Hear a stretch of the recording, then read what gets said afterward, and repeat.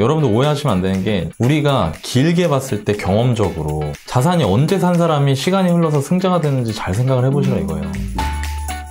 지금 부동산 시장 보합 내지 좀 조정장이라는 의견이 좀 다수가 있고 네. 또 아니다 상승장이다 잠깐 주춤하는 것뿐이다 이렇게 또 말씀을 하시는 분도 있으신데 호재가 있던 곳부터 지금 호가가 뚝뚝 떨어지고 있다고 합니다. 네. 너나이님 부동산 시장 분위기 뉴스를 통해서 좀 알려주시면 좋을 것 같습니다. 네, 화면을 먼저 보고 네. 말씀드릴게요. 이런 기사가 떴습니다. GTX 호재, 의왕, 인천 등 억 단위 뚝뚝. 그리고 또 이런 기사도 있었어요. 이 기사 보신 분들 진짜 많을 텐데 광명, 인덕원 2, 3억 뚝. GTX 타고 오른 지역들 하락거래 속속. 여기 보면은 서브에 교통호재, 저평가 소재로 지난해 상반기 급등했다가 최근 집값 빠졌다. 이 GTX 철도 호재가 있었던 의왕, 인천, 저기 인덕원이 의왕이죠. 광명 이런 데가 가격이 2억, 3억이 떨어졌다는 거예요. 사실 3억이면은 누구 집 애 이름도 아니고 3억이. 난리가 났었죠. 그쵸. 그래서 기사 내용을 좀 더 보겠습니다. 네. 실거래가 얘기가 있어요. 우선 지난해 아파트 매매가가 37% 이상 올랐던 경기도 의왕에선 불과 수개월 전보다 1, 2억가량의 낮은 가격대에 거래가 이뤄지고 있다. 지난해 8월에는 전용 84가 11억대에 거래됐는데 12월에는 9억 1천만 원에 거래가 이뤄졌다. 반년도 안 돼 2억 넘게 집값이 떨어진 셈이다. 제가 또 찾아봤습니다. 네. 진짜 떨어졌죠? 찍혔네요. 찍혔어요. 네. 이게 장난이 아닌 거예요, 이게. 근데 이런 생각할 수도 있잖아요. 저 단지만 그런 거 아니야? 뭐 저거 그렇죠. 지인간 거래 아니야? 근데 제가 이 지역을 굉장히 잘 알거든요. 이 아파트 특히 잘 알거든요. 근처 바로 위에 또 아파트가 또 있어요.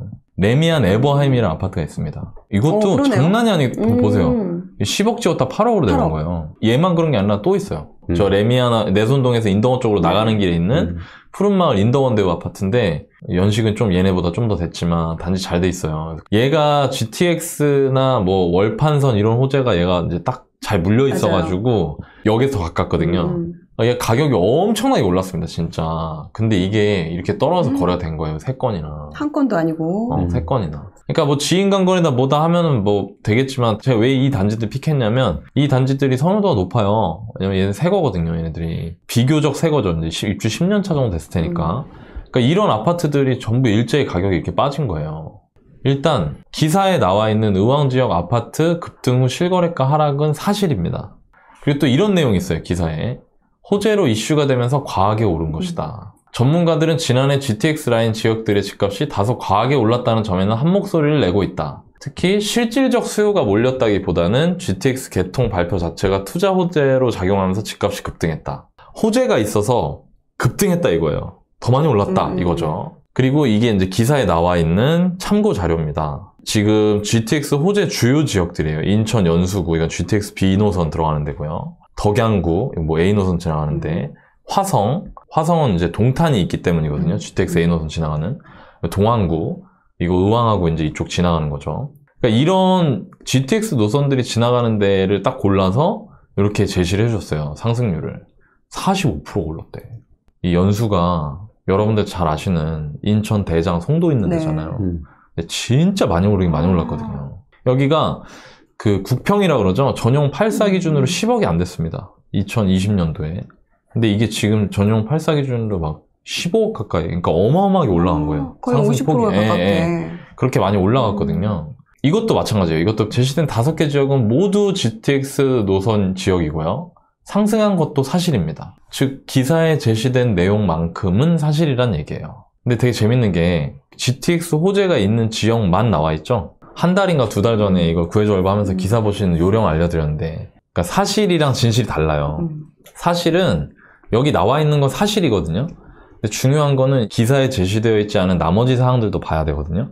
그래야 진실이 보이니까 한번 알아보겠습니다. 진짜 GTX 호재가 영향을 얼마나 줬는지, 진짜 GTX 라인만 많이 오른 걸까? 이거에 대한 의심을 한번 가져봤어요. 네.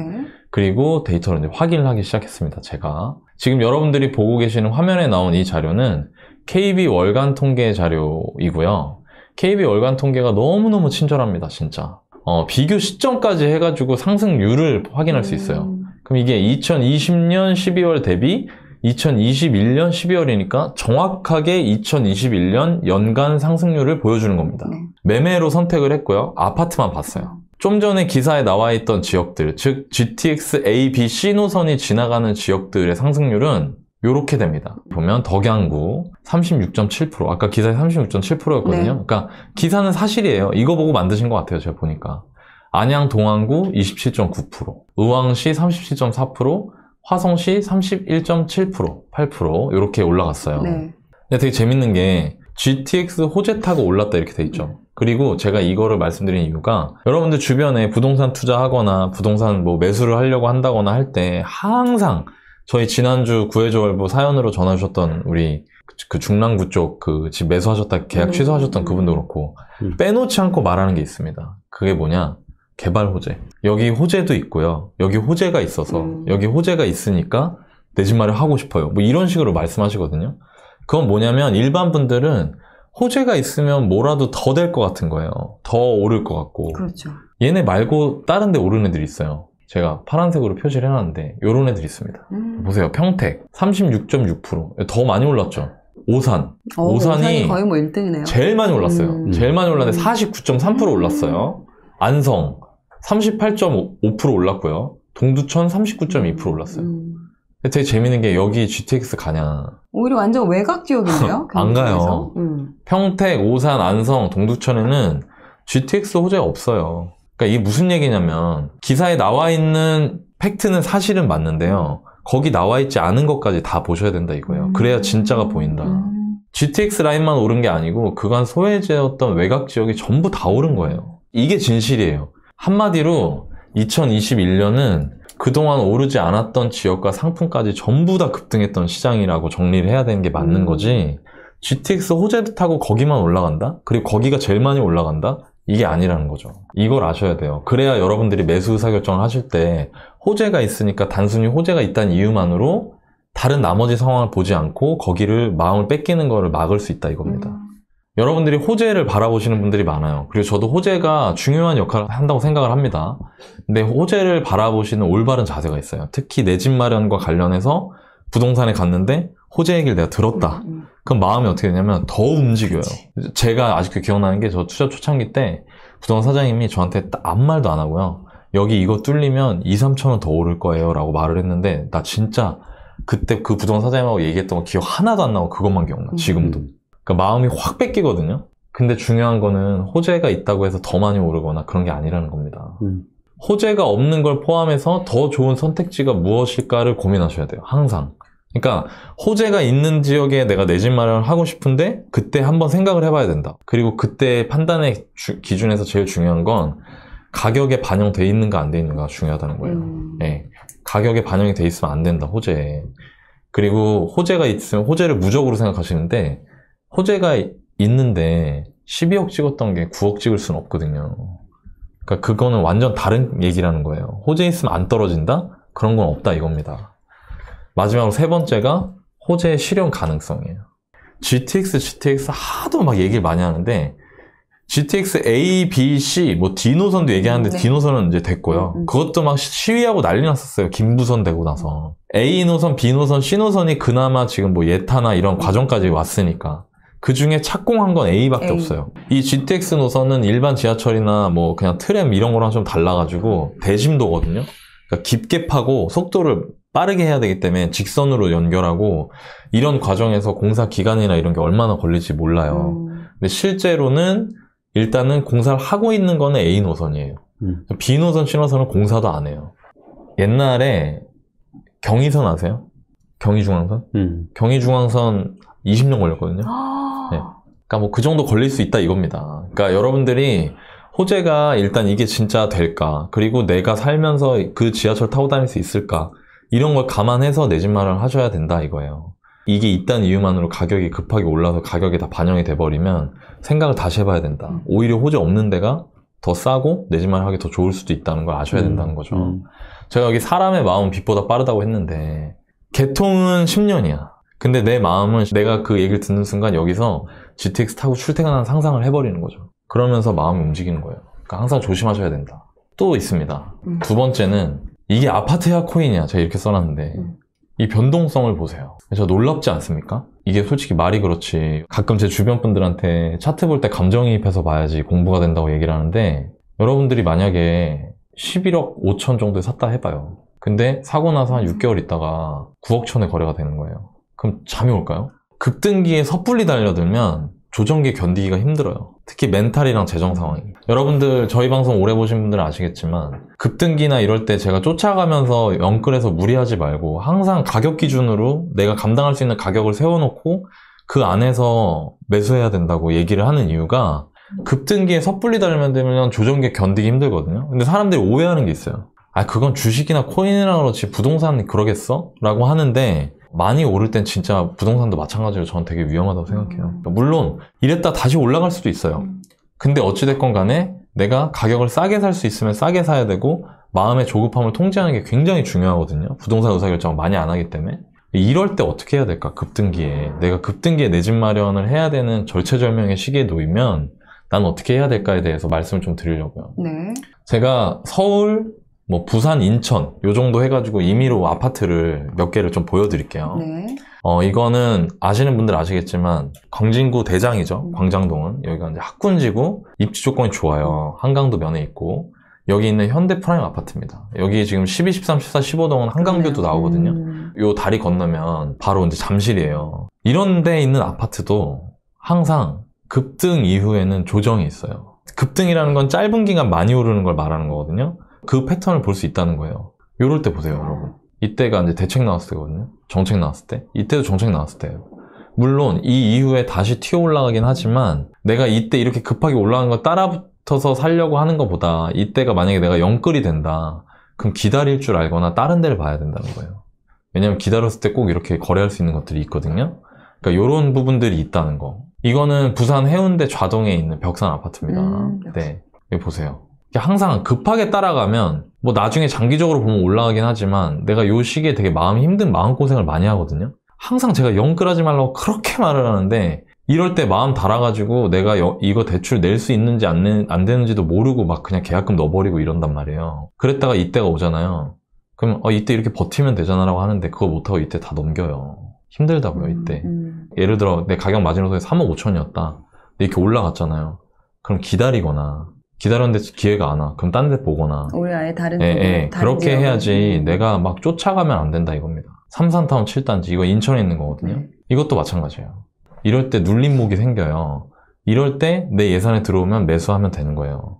근데 이때 넘어갔는데 막 마음 급하게 사면 이럴 때 너무 힘들다는 거죠.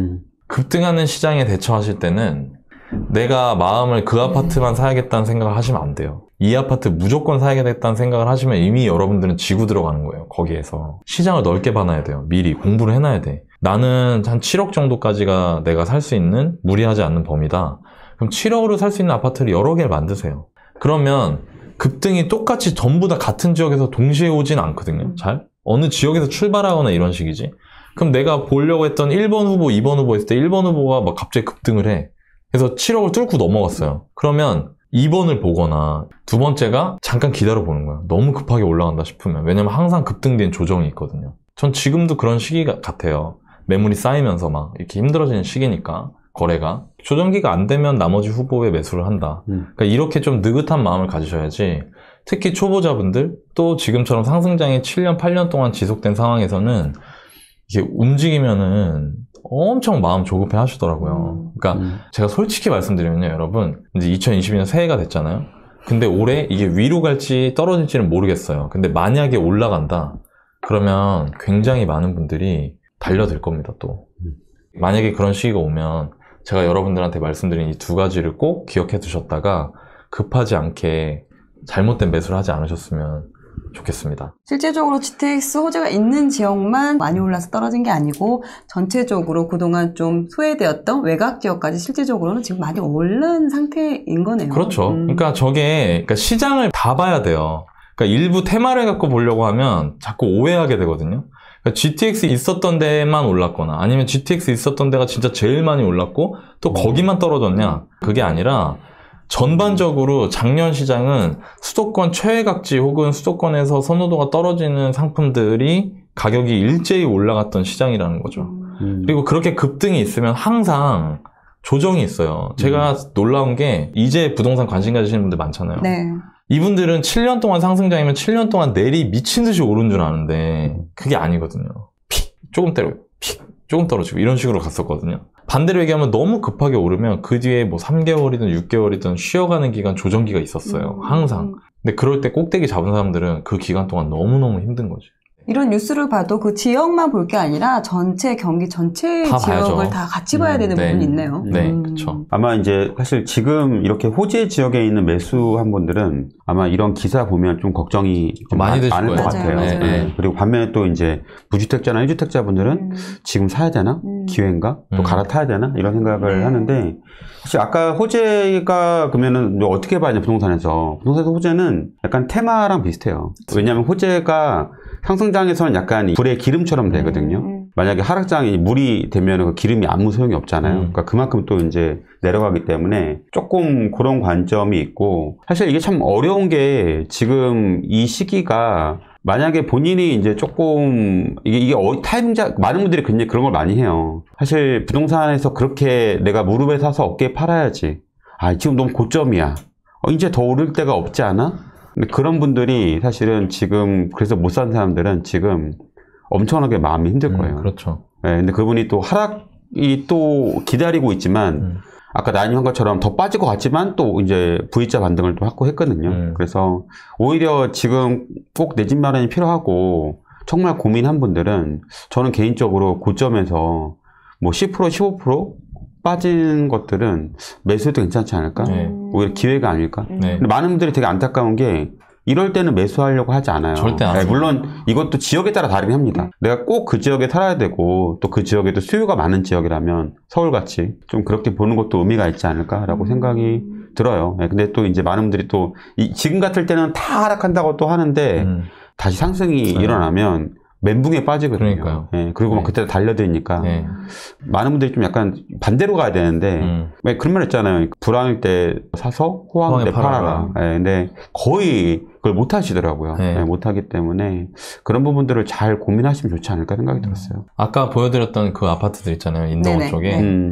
거기 전세가 6억씩 해요. 근데 매매가 10억까지 갔다 온 게 8억에 실거래가 되고 실제로 이후에 어떻게 물건이 나오고 어떻게 될지 모르겠지만 상당히 높은 전세가율인 거죠. 그쵸. 지금 현재 이 정도 시장이 왔는데도 그 정도 상황인 거면 6억이라는 전세금을 지불하고 살만한 거주 가치가 있는 곳에 가격이 이렇게 크게 조정을 받으면 사람들이 공포에 휩싸이는 거예요. 그러니까 공포가 생기니까 가치를 안 보고 변동을 보는 거죠. 떨어지고 있는 모습을 보니까. 더 떨어질 것 같으니까. 평상시에 저희가 아파트 얘기를 하지만 아파트도 자산이잖아요. 그렇죠. 주식 같은 거 생각을 해보면 되는 거예요. 여러분들 오해하시면 안 되는 게 저는 올라간다는 게 아니고요. 우리가 길게 봤을 때 경험적으로 공부를 하시는 분들이니까 여러분들은 자산이 언제 산 사람이 시간이 흘러서 승자가 되는지 잘 생각을 해보시라 이거예요.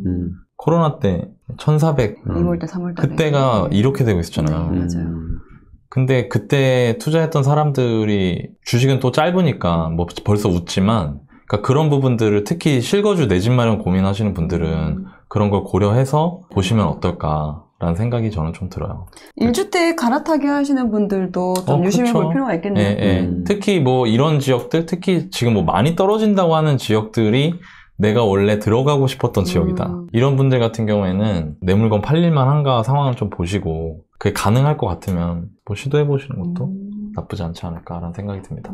사실 나인님이 얘기한 부분들에 대해서 아까 나인님이 좋은 타이밍 얘기하신 것 같아요. 그러니까 약간 이렇게 오히려 이렇게 조정일 때 잡는 것도 의미가 있다라고 하는데 제가 얼마 전에 이제 어떤 분 상담을 하다가 되게 재밌었던 게 그러니까 그분이 이거를 뭐 그런 거를 실거주 내 집 마련을 어떻게 할지 고민을 하시더라고요. 강남에서. 지금 한 30억 정도 하는데 원래는 이제 한 8억 정도 하다가 얘가 16억까지 간 거예요. 조정장에서 11억까지 빠진 거예요. 그리고 지금 30억 한 거거든요. 그러니까 그걸 보면서 되게 저는 여러 가지 생각이 든 게 뭐냐면 그때 꼭지를 잡았다 하더라도 지금 갖고 있으면 2배는 먹었구나.